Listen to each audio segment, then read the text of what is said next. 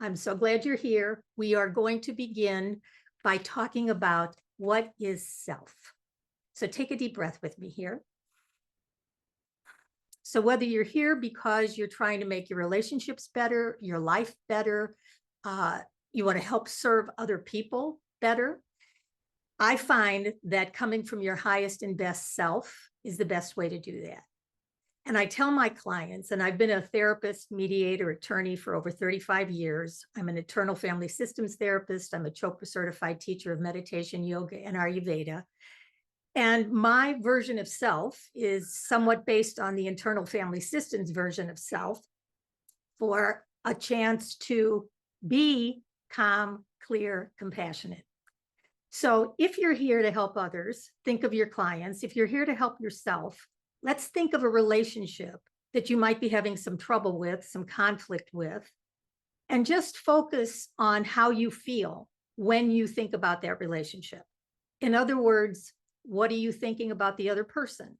What are your filters through which you're judging them?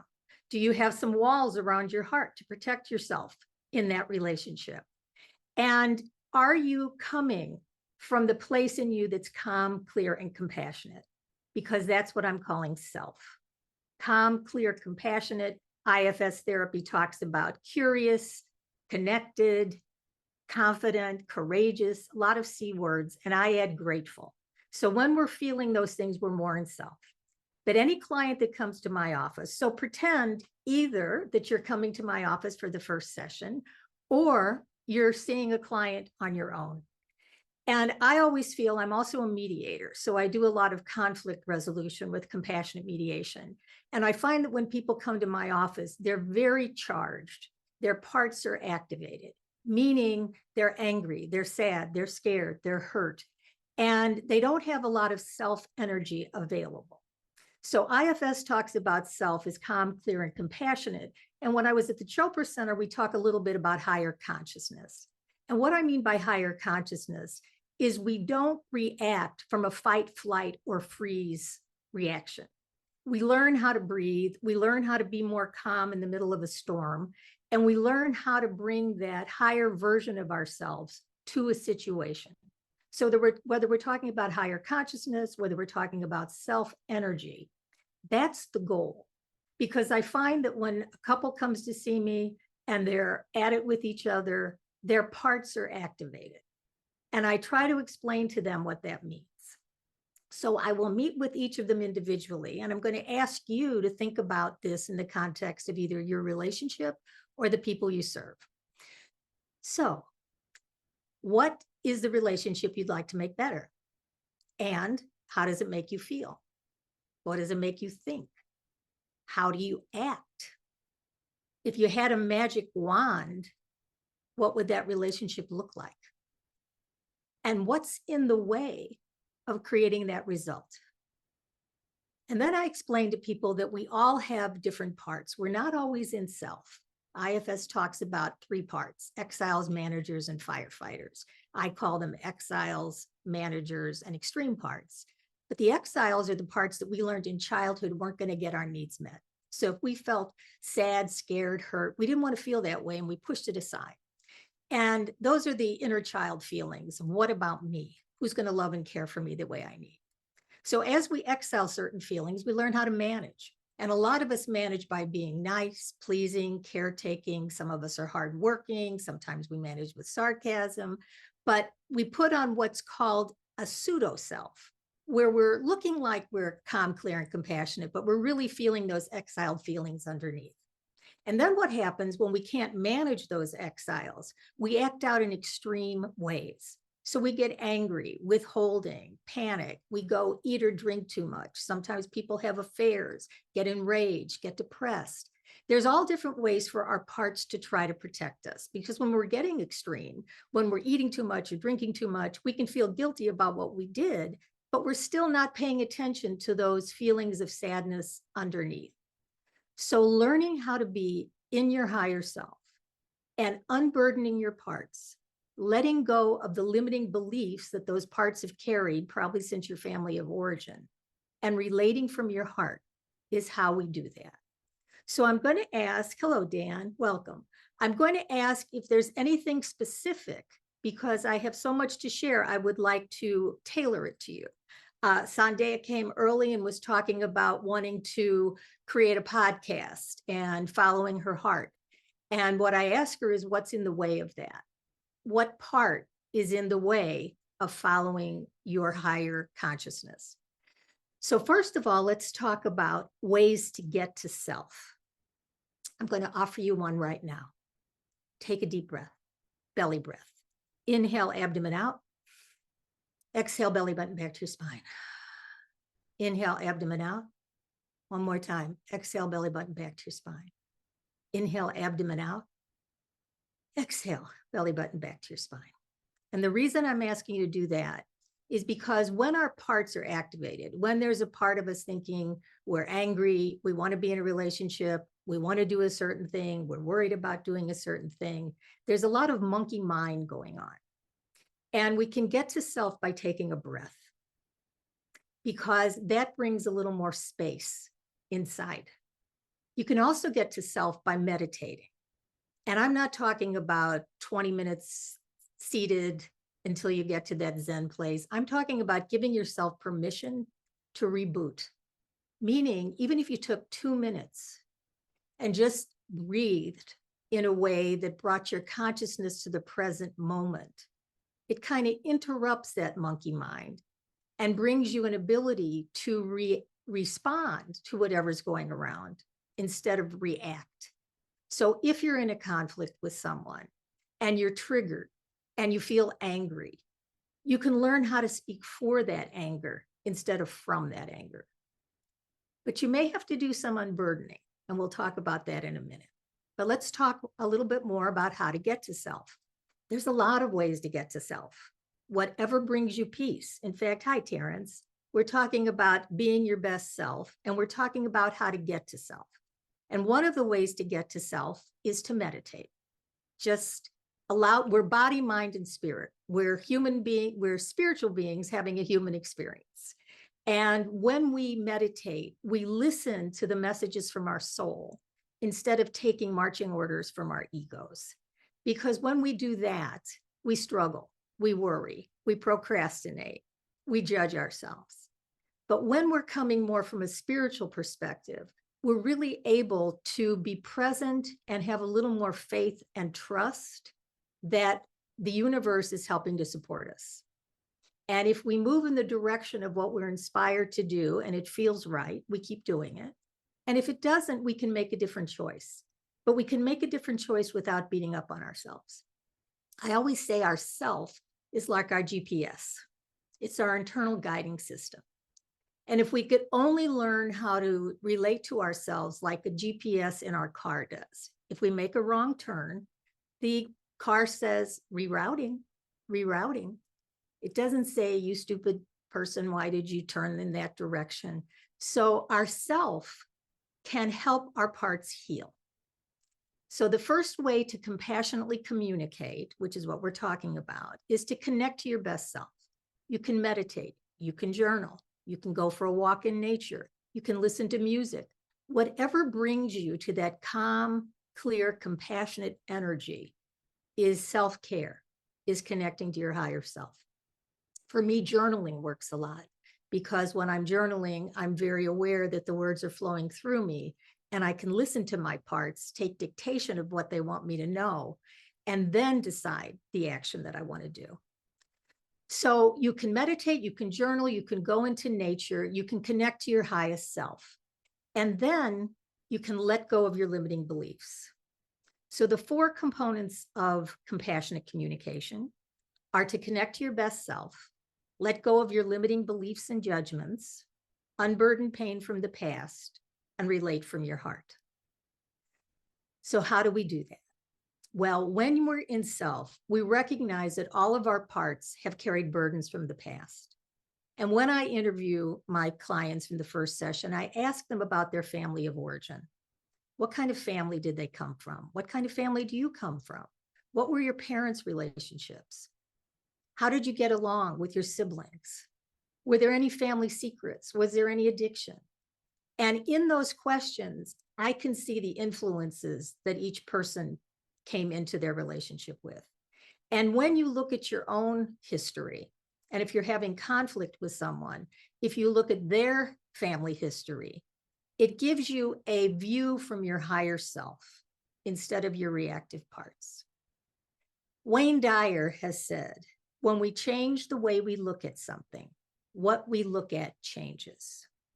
And what that means to me is when we're looking at a situation from our higher self, and we're going to do a meditation soon to give you a felt sense of what that's like. But when you're looking at something from your higher self, first of all, you have compassion for all of your parts. You have compassion for the part of you that eats too much because you realize it's trying to keep you from feeling the sadness you're avoiding. You have compassion for all your codependent parts because you recognize that they're trying to get you the attention, affection, appreciation, and acceptance that your heart desires. And you learn how to pay attention to the parts that you're exiling.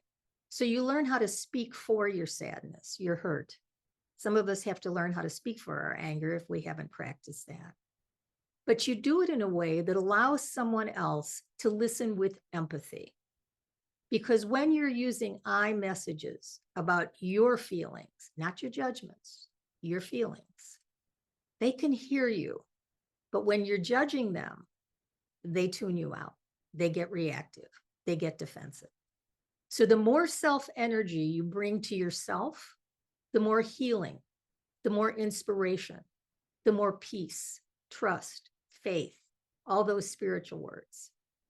And the more you're leading from your parts, you have more conflict, more confusion, more procrastination, more self-criticism. So I'm going to take a break because you're all here and I want to give you a chance to ask me any questions. I've got lots more to share with you, but if there's something you want to say or a question you want to ask, please raise your hand. I'll bring you to the front and we can talk. So I'm looking, nobody's raising their hand. I'm going to continue. Okay, give me a reaction if you could, a thumbs up, a heart. Is this helpful? Because there's a lot of different directions. Thank you, Victoria. There's a lot of different directions I could take this in. So for instance, let's say you're a professional who's working with a client. Thank you, Steve. So I train a lot of therapists, coaches, mediators, attorneys, clergy, counselors in my process of compassionate mediation, which is a way to resolve conflict and give people a chance to either create a new and better relationship together or lead to a peaceful and respectful separation or divorce. And if you have to leave early, I want to, first of all, invite you to share this, which I meant to do at the beginning. So if you want to share this, please go to the share button below and other people can join in live. And if you want to share it with someone with whom you're having conflict, they can learn this too, and you can both practice some of these skills. So feel free to share it if you'd like. If you have to leave early and you'd like more information, either direct message me because I have a care kit that I want to offer you at lindakroll.com/CCC, which gives you the guided meditation I'm going to do at the end of the session and a few other gifts. But in the meantime, if you stay to the we're going to do about 30 minutes and then I will stay and answer questions, but I will offer the meditation that I do to get to self in just a few minutes. So let's say you're a professional and you're either working with an individual who comes to see you or you're working with a couple. And I always say, as I've done mediation for many, many years, deciding how you're going to divide assets, deciding what you're going to do with the property is not the problem. The problem is how to get to people to their higher self, how to get them to a place where they can truly talk about their feelings, not their judgments, where they can listen to the other person with empathy. And that means they listen from a place where they're non-reactive, they're not defensive, they're not justifying, they are hearing them, understanding, and when needed to, making an amend. And I have seen miracles happen in my office as people go down my Miracle of Empathy handout and actually listen to each other. But the trick is the person talking about their feelings has to talk about their sadness and their fear or their pain. If they talk about their judgments, the person listening doesn't hear them. They're already fact checking, they're practicing their defense, they're giving them a rebuttal. So learning how to speak for your feelings is often hard for people because we've denied that we're sad or that we're hurt or that we're scared. So take a deep breath with me here. And go inside and find your parts. Find your parts that are yearning for more attention, affection, appreciation, acceptance. And send them a little message that you'll pay more attention to them moving forward. Maybe you'll journal. Sometimes I take a sheet of paper if I'm writing longhand, and I write self at the top of the paper. And then I write, who can I help? And then I take dictation. Maybe there's a part of me that's angry that I don't give enough attention to because I'm either busy working or I want to be nice. And I'll write down everything I'm angry about. And then once I've done that, I will connect to my higher self, take a few breaths, and write a love note to my angry part. I see you. I understand why you're angry. I'm here to help you. I'll help you set better boundaries. I'll help you represent what you need. And I often do that with a part that I haven't given attention to, including my sad parts, because we all have challenges in our lives and we all carry forth without really giving ourselves the attention we need to process the feelings that we feel. And when we do that, we have more space for our higher self to be present. So just take a look at some of your parts, just kind of analyze, what are you exiling? How do you manage? What do you do to get extreme? And how do your parts affect the person with whom you're having conflict? Because your parts are affecting their parts. And Dick Schwartz, the founder of Internal Family Systems, has said that whenever there's a critical mass of self happens, healing happens. So if you're with a child that's acting out, if you're with a parent that's being unreasonable, and what you're doing is letting your parts react because that's your habit, if you take a breath, if you understand that underneath the child's extreme behavior or your parent's judgment or unreasonable behavior, there is an inner child. And what it does is help you have compassion for the inner child inside of yourself and inside of everyone else. And from your higher self, first you give compassion to yourself and all your parts. You learn how to listen to what your parts are feeling, thinking, wanting, needing, and you help them unburden. And that's the third part of compassionate communication. So we go from connecting to your best self, looking at the limiting beliefs you grew up with, because when you look at how you were raised, you come into life with certain expectations. And someone has said that expectations are premeditated resentments. I love that quote. Think about it. Expectations are premeditated resentments. So when we have them, we're often disappointed. Albert Einstein has said about relationships that men marry women hoping they'll never change. Women marry men hoping to change them. And inevitably, they're both disappointed. And then they end up in my office or your office or getting divorced.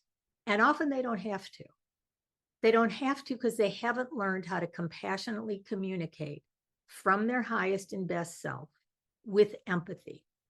They're still holding on to the limiting beliefs and judgments and expectations that came from their family of origin, come from their egos, come from their parts.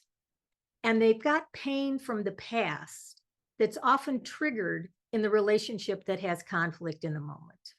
Meaning if a couple comes to me or an individual comes to me and talks about their partner, usually what they're complaining about in their partner is a wound that they had in their childhood.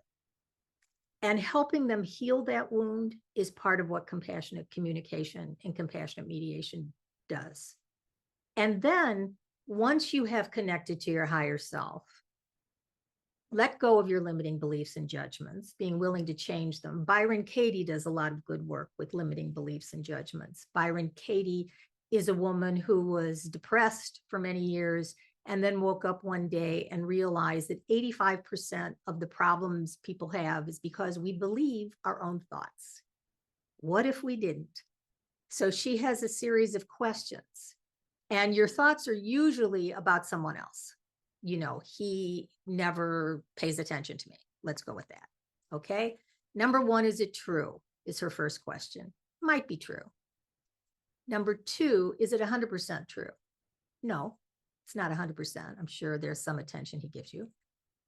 Number three, how do you feel when you think that thought? I feel depressed. I feel unloved. I feel neglected. Four, how would you feel if you could let that thought go? Better. So think a different thought. We have a choice to think a different thought. And when we help our parts heal, and we meditate, or we journal, or we go for a walk in nature, or we get some therapy, we can then look at the beliefs that we're choosing to hold on to and pick the ones that are most nurturing, because that's what our higher self does. It helps us heal any of the burdens. It helps us navigate our lives from our highest consciousness. And when we're coming from our highest consciousness, we come from our deepest purpose. And when I was at the Chopra Center, they asked 3 questions before we meditated. The first question is, who am I? Who am I? The second, what do I want? And the third is, what is my purpose? So ask yourself those questions. Who am I? Now, you might ask yourself the question of, I'm a therapist, I'm a lawyer, I'm a podcaster. All that's true. I'm a wife, I'm a husband, I'm a father, I'm a mother, I'm a sister, I'm a daughter. But you're also love and light at your core. And you're also a spiritual being. Now, what do you want is the second question. And feel free to think about it. Let your soul, your spirit, be your guiding light, and put it all down. What do you want socially, emotionally, relationally, sexually, spiritually, financially? What do you want? And then the third question is, what is my dharma? What is my purpose? How do I use my unique gifts and talents to help and serve? And then what they say, and David G. was my teacher there, is you let go of the questions and let the universe work out the details.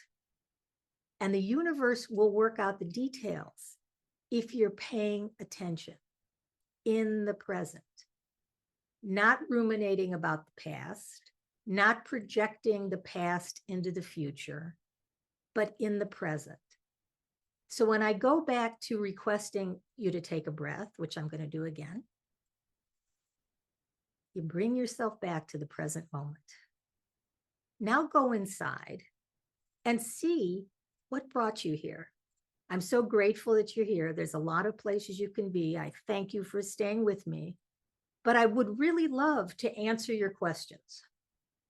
And I'm going to give you a chance to ask them, and then I'm going to go into the meditation.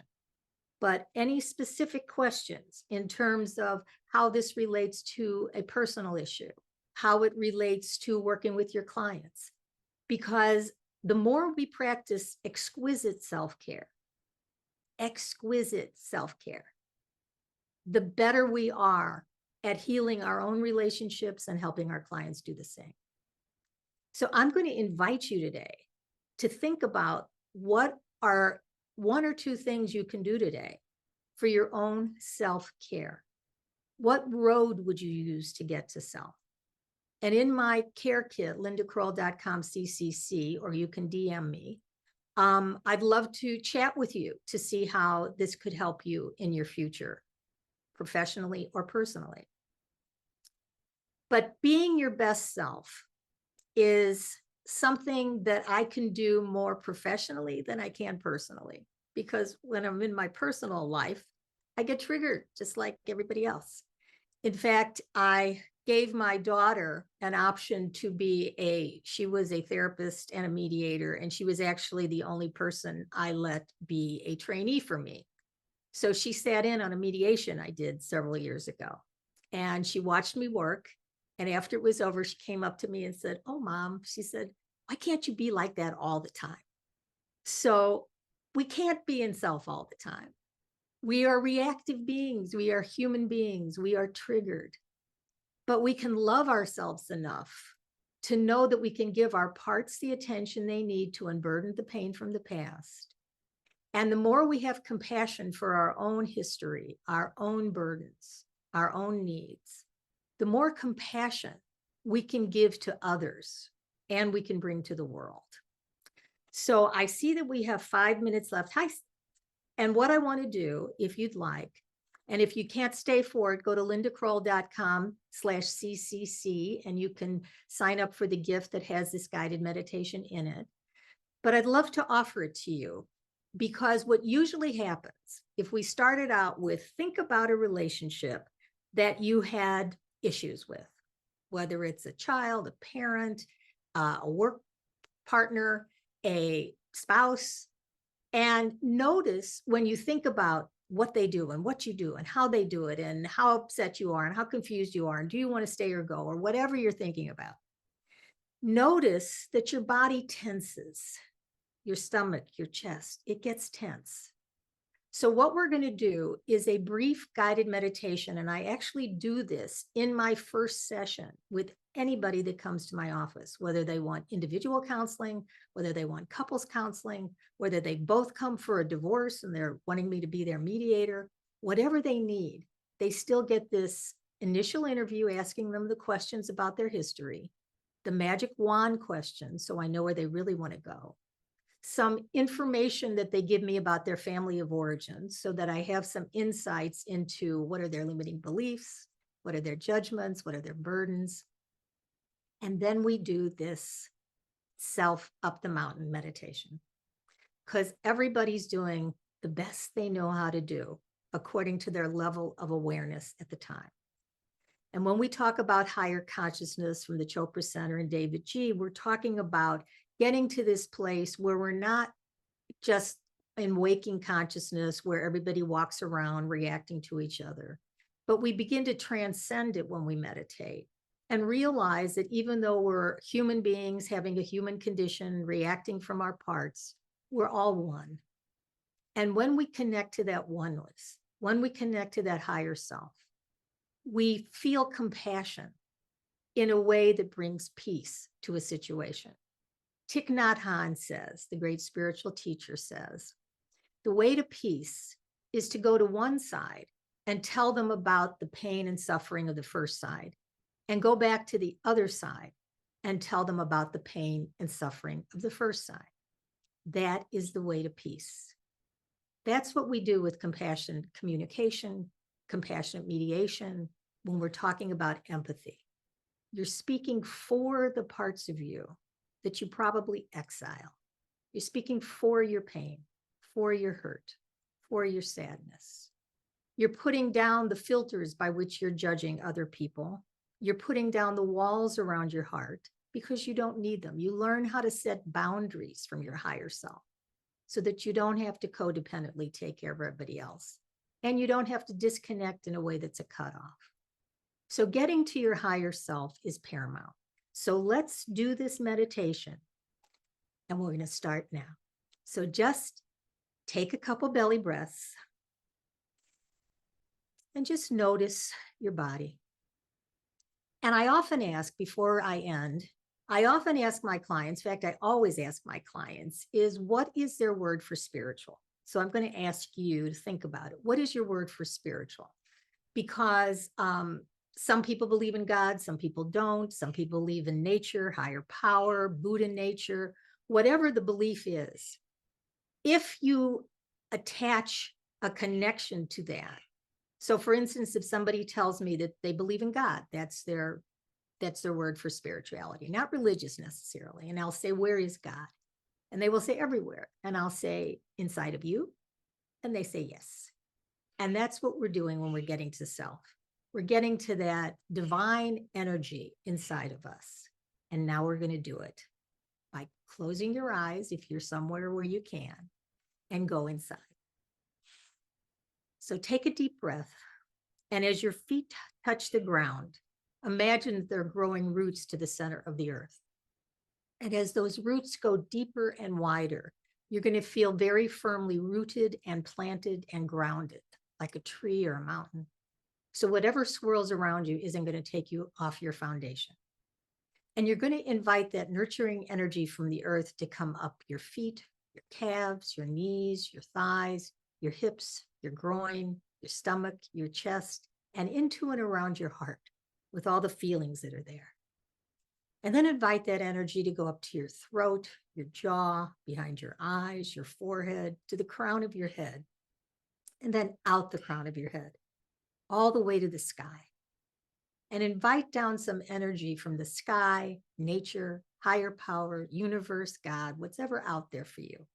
Invite down some energy that's very calm and very compassionate. And then breathe even bigger than yourself. So you surround yourself with this calm, compassionate energy of self. And then focus that compassion inward. Start at the top of your head, scan your body to the soles of your feet, and just notice. Notice where you're feeling any tension or tightness. Notice your thoughts. Notice your feelings. And as you notice all these parts, let these parts notice you, being supported and surrounded by this calm, compassionate energy of self. And then if you would, for just a few moments, imagine yourself going through a doorway into a beautiful scene in nature. The air is perfect, the sun is shining, and you see before you a path that you safely walk to the base of a mountain. And what you're going to do for just a few moments is to separate from your parts and go up in self as high up the mountain as you want. So ask any part that's confused about what step to take in your career, if it'll step back. Ask any part that's worried about a relationship. Ask any part that's judging you for being an imposter. Ask any part that's impatient to have everything resolved. Ask all the parts that are angry at someone or resentful or judgmental if they'll separate for a little bit. Ask all the parts that are judging you as not enough or too much if they'll separate. Ask any part that isn't peace to separate for just a few moments, including the parts of you that are hurt and sad and scared. Ask any part that isn't peace to separate for just a few moments while you go up the mountain in self. And wherever you decide to stop on the mountain, along the way or at the top, just rest and look at the view from up here. You may be aware of another presence. You may not. Either way is fine. And if you want, you can put your thumb and forefinger together to anchor this place as a place to come back to, because in just a few moments, you're going to go back down the mountain. But before you do, if you had a conflict with someone that we're thinking about, in your mind's eye, picture that person at the top of their mountain without all their parts attached. And as much as you can, send compassion in their direction. So in just a few moments, you're going to go back down the mountain to collect your parts, even if there's a part of you that doesn't want to, because you're going to realize that once you give your own parts the attention they need to unburden the pain from the past, they carry their own wisdom in life. So taking back your parts ever so gently, come back down the mountain, back down the path, back through the doorway, and back to your room. So take a breath. I'm thrilled that you joined me. I'm here to answer questions. And if you want to DM me to see how I can help you professionally or personally learn these skills for yourself or your clients, please do. You can go to lindakroll.com/CCC and get the care kit that also has this guided meditation in it. You can go to lindakroll.com/roadmap to get the process that I teach and use for compassionate mediation that helps people be their best self, create a compassionate relationship with empathy, explore their options for their future, understand their rights and finances, and create the relationships they truly desire and deserve. So again, I know you've got a busy schedule. I'm here to stay on if anybody has any questions. If you can give me a thumbs up, I'm hoping this was helpful. I love seeing a reaction. Thank you, Sandy. Thank you, Dan. Thank you, Steve. Looking. Well, thanks, Victoria. And thank you, Terrence and Andrea, for being here. Let me know if I can help in any way. Last chance, anybody want to come? You can all leave if you need to leave, but if anybody wants to stay and just ask me anything, I'm still here. And if not, you bless you all. Sandy wants to talk. Okay, great. And the rest of you have to drop off. I'll be here, but I want to see how I can help. And I'll be doing these lives more often. I also do video, live videos, so we can actually see each other. And I'm also going to be offering some workshops where we can Zoom and actually work together. So all of this is because I know how to do it. And after all these years of practice, I'm going to do it because we all have something to share. And I'm encouraging you to go share what you have to share, but do it from your higher self and send love to all your parts and know that I'm here to help you with all your parts anytime. I'm going to bring Sandy up. Sandy, come on up. Go ahead. Thank you, Linda. What's your question or how can I help? How do we know that we are living our best self? How do you know? Well, I guess the first question I would ask you is how happy are you? How peaceful are you? Those are two variables for me. I know when I'm feeling, and again, the C qualities of self. Are you calm? Are you compassionate? Are you feeling courageous, connected, creative? Are you able to be present to a situation without reacting in a fight, flight, or freeze? Can you get to know the parts of you that I've described, if it feels relevant at all, so that you can access more self-energy when you heal those parts? And what I find, if I'm making a decision and it's coming from my higher self, the decision is easy, the path unfolds, and I'm directed to the next highest action that I should take.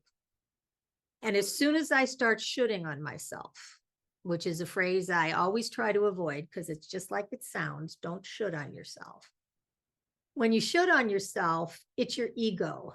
It's telling you what you think is required of you, what people will think, your expectations, your agenda for yourself. And I found I won't ask how old you are. I'll just say that it's usually in your 40s that we go from living a more ego-based life to a more spiritually based life. Because our egos, our judgments, the things we learned along the way have a plan for our life. And then we get to a space in our life where that plan isn't working out. And we could either fight against it for the rest of our lives, or we can look at life from a more spiritual, self-led perspective, where we realize that there is some divine guidance out there and in us, where we can believe that the universe is conspiring in our highest good instead of react, and where we trust instead of worry in a way that gives us the energy to move positively through our lives instead of reactively through our lives. So if I say on a scale of 1 to 10, how happy are you? Wherever you land will probably tell me how much self-energy, but I'll give you another thing that I often give my clients or when I've done workshops. Okay, so here we go. Ready, everybody? Here's a question. And you can judge it from 1 to 10. Okay, I want you to say to yourself these 3 words. I am divine. So just say that to yourself. I am divine. I am divine. I am. Now, on a scale of 1 to 10, with 1 meaning you don't believe it at all, and 10 meaning you totally agree with me, in your mind's eye, what's your score? Okay, 1 to 10. I am divine. So here's my quick answer. You're a 10. All of you are 10s. We are all divine beings of light and love. We are all channels of love and beacons of light in our lives.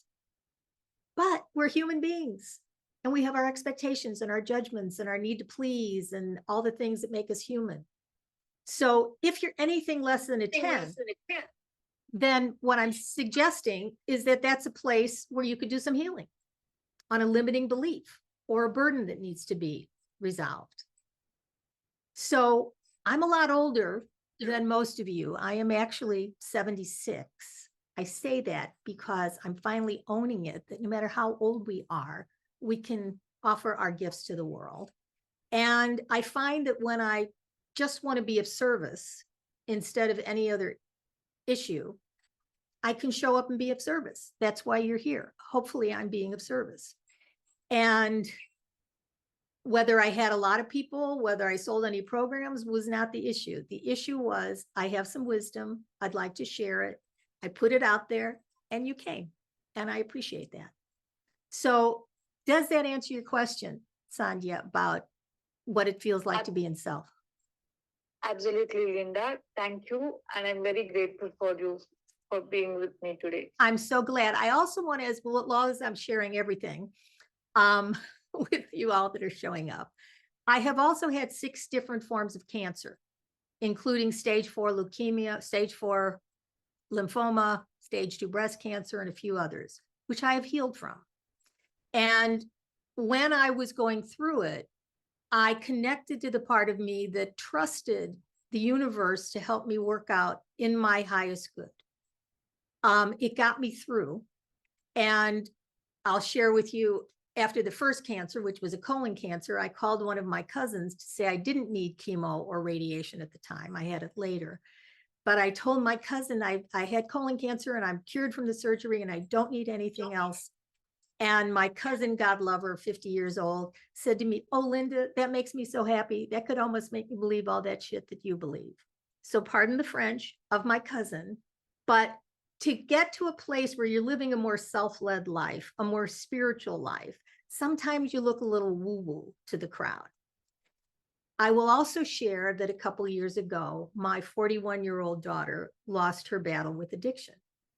And I became a mother of a deceased child. And it was only because I had done all this work.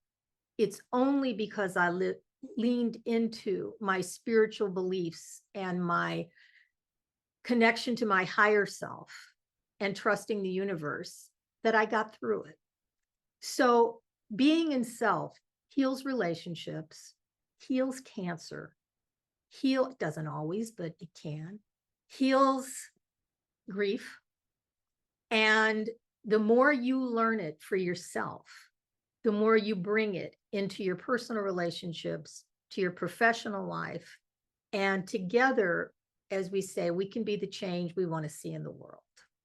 So again, I don't want to keep you. I am so grateful for you being here. If there are no more questions, I'll end this soon. Anything else? Last chance, everybody. Don't be embarrassed. Sandhya, thank you so much for joining me and coming forward. The rest of you, come on back. We'll get together. If you'd like my self-care kit, go to lindakroll.com/CCC. And you will sign up. You'll get the care kit, which has the guided meditation. It's got a relationship assessment. It's got a little bit of introduction in self and parts. I also want to tell you, you can go to lindakrollbook.com, and get the first chapter of my book on compassionate mediation. So I have a lot of free gifts to give you. lindakrollbook.com explains a lot of what we're talking today about self and parts too. So again, I'm going to leave. I hate goodbyes, but I'm so glad you're here. And stay tuned. We'll do this again sometime. Thank you, Steve. Thank you, Dan, Terrence, Andrea, Sandhya. And we will be connected. We'll talk again soon. Take good care. Bye for now.